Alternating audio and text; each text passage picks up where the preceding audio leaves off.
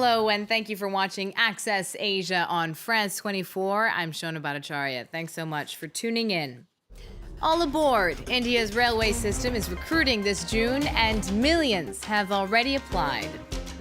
Climbing Mount Everest is more cushy than ever, but the world's tallest mountain is being badly damaged by unruly visitors and their trash. And tricking tourists, a Kim Jong-un impersonator took Singaporeans and visitors by surprise before posing for selfies. For many people in India, working for the railway is a sweet deal. The social security benefits especially are generous. Unemployment rates have doubled to 7% in the last year, and applications are pouring in. 23 million candidates have already replied to a recruiting campaign kicking off this June. Catalina Marchant has more. Everything began with this announcement right here, published by the Indian Railway Service System, inviting more than 9,000 people to apply for a job. From drivers to station managers and track inspectors. The goal? To replace workers that are retiring. Candidates were quick to reply. More than 23 million people sent their CV. Adya Bhattacharya, the son of a railway worker, explains why he applied. The advantages are huge in a country that faces extreme poverty. The commute is free. Okay, then we get health benefits, like railway hospitals will get free treatment, the medicines are free.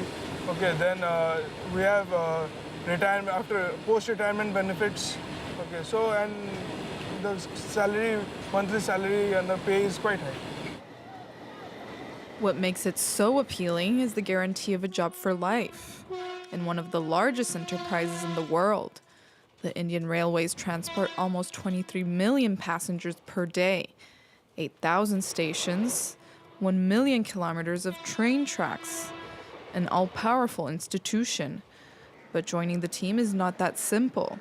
The recruiting competition includes a general culture exam. Adya studies in his room for this test every day. He doesn't have much time to absorb all the information that is required. It's huge. We need to put in as much effort as we can, 10 hours, 15 hours a day. Okay, otherwise it gets quite difficult because in spite of the large number of vacancies, but there are a lot of applicants. So the ratio comes down to very little. To choose among the 23 million candidates, the test will be done online, available throughout the entire country. A logistical nightmare for the Ministry of Transportation. We have a first computer-based examination, and second is also computer-based examination, and third is psychotest. This will be the world's largest computer-based examination. The chosen ones will join an industry that hasn't had a strike since 1974. The Indian railway system has succeeded in keeping social security benefits for their employees, with unions permanently pressuring the government. They are not getting sufficient benefit. They need some much more benefit. Working on the railways continues to be one of the most attractive options for Indian workers, in a country where the economy doesn't create enough jobs for a population that is close to exploding. It's going to be the longest sea-crossing bridge in the world. The 55-kilometer Hong Kong-Zhuhai-Macau Bridge is an engineering feat, and planners hope that when it opens to the public this summer, it'll help people and goods move bigger distances in less time. The project, that involves a combined bridge and tunnel crossing as well as artificial islands, has been controversial from the start. And engineers say it's at risk of flooding, as Claire Rush reports. The longest bridge over water in the world. The Hong Kong-Zhuhai-Macau Bridge spans 55 kilometers across the Pearl River Delta. It also features an underwater tunnel 6.7 kilometers long and artificial islands. But these man-made islands have become cause for concern. In early April, these amateur photos went viral on social media. The concrete blocks protecting the island, called dolos, seem to have washed away, leaving some locals worried. It's not reassuring at all. How can we trust that we'll be safe? I certainly won't use this bridge tunnel. A project of this scope is bound to have problems now and then. But with all of these engineers, I don't think there's a real reason to worry. But this Hong Kong engineer says the structural flaws could be serious. The China official told us that this is their design. They worry about the weight of the tourists on top of the tunnels. That's why they have to make a scattered design in this way. They are not doing it properly. This is what a properly protected island should look like. Even more serious is the leaking in the underwater tunnel. We hope that the China official will open all this information and data and drawings to the public so that we know how we will together to solve the problem. Concerns swept aside by the bridge authorities, who said the concrete had not washed away. In fact, it is the same as it is designed and the same as it is just completed 1 year ago. Major problems or temporary malfunctions. The bridge linking together the semi-autonomous territories of Hong Kong and Macau to Zhuhai in mainland China has sparked controversy since construction began 9 years ago. Worker deaths, corruption, budget overruns, and delays. The bridge opening has been set back several times, but officials hope it will be operational in a few months. She just broke her own record. Lakpa Sherpa has now climbed to the top of Mount Everest a total of 9 times, more than any other woman in the world. The 45-year-old Nepalese-American and single mother first made the trek in 2000, and since then it's become a real passion. More and more amateurs and professionals are seeking to tame the world's tallest mountain. This May, some 340 foreign climbers gave it a try, and it shows. The mountain is littered with trash and human waste. And as commercial expeditions cash in on the interest in Everest, many are taking on inexperienced climbers, running huge risks for those wanting to reach the top. It's not somewhere you'd associate with comfort or modern conveniences, but the Everest Base Camp, at the foot of the highest mountain in the world, has in recent years transformed into a cushy metropolis of surprising luxury for hundreds of climbers. Long gone are the days of canned food and no signal. The camp now supplies Wi-Fi, baked goods, and trendy coffee. Getting fresh supplies is actually easier than I thought it would be. Now, I guess in the modern times, everything seems to be brought in by helicopters. So we have a lot of trekking groups that come through as well. And they'll fly out by helicopter, and we're allowed to sneak some of our supplies in.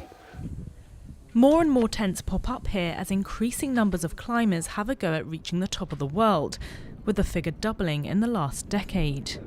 But some lament that as a result, expeditions are becoming unsafer. Commercial operators are cashing in on the interest, with some agreeing to take anyone who can pay to get to the top, regardless of fitness and experience. I often turn up at the mountain here and there are people on other expeditions, cheaper expeditions, where there's been no criteria, no experience level required before they can actually get on an expedition. And this is happening increasingly. More traditional and safer expeditions are led by ethnic Sherpa guides. Native to mountainous regions in Nepal, they're renowned for their endurance at high altitudes. Many worry that the number of experienced Sherpa guides has not kept up pace with the growing demand of climbers, meaning many more are opting to trek in big groups with bargain operators, making the risk of scaling Everest even higher than it already is. He looks strangely familiar. One man resembles North Korea's Kim Jong-un so much that he took tourists in Singapore by surprise. Between selfies, the Chinese-Australian impersonator says he was in the Southeast Asian country to encourage successful relations between the real Kim and US President Donald Trump. Selina Sykes has the story. Hey, Mr. Trump, I'm already here in Singapore. I'm just waiting for you to turn up. It's not who you think it is, but a very convincing impersonator. This Kim Jong-un lookalike made many tourists look twice in Singapore. I didn't believe what I was seeing. He just looks like an ordinary tourist walking down the street. And then when I had a second look, I thought, could it really be? I was astonished, the moment I saw him, how can be Kim Jong-un here? The Chinese-Australian musician goes by the name Howard X. His uncanny resemblance has caused confusion across the world. Back in February, he attracted attention from crowds at a hockey stadium during the Winter Olympics in South Korea. He's now in Singapore ahead of the highly anticipated US-North Korea summit, which is surrounded by uncertainty after several setbacks. But Howard X is optimistic. Well, I think that the two leaders will sit down together and they're going to have a great time. Because really, they have the same personality and really they're the same person. Howard X's career has taken off since Kim became leader of North Korea in 2011. And he's likely to be in work for many years to come. Looking to buy a new car? How about a pair of Yubari melons? At one Japanese market, they fetched the same price. The winning bidder paid 3.2 million yen, that's 25,000 euros, for the first melons to go under the hammer this year at the Sapporo Central Wholesale Market in northern Hokkaido. Yubari melons are considered a status symbol in Japan, and fruit in general is expensive. Still, here's hoping they're as delicious on the inside as they are perfect on the outside.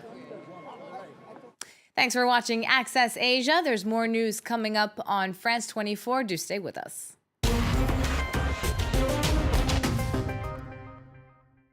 Middle East Matters, presented by Sanam Chantier. Keep up to date on the latest from the Middle East. We bring you political, economic, and cultural events from the region in this weekly Middle Eastern program. Middle East Matters on France 24 and France24.com.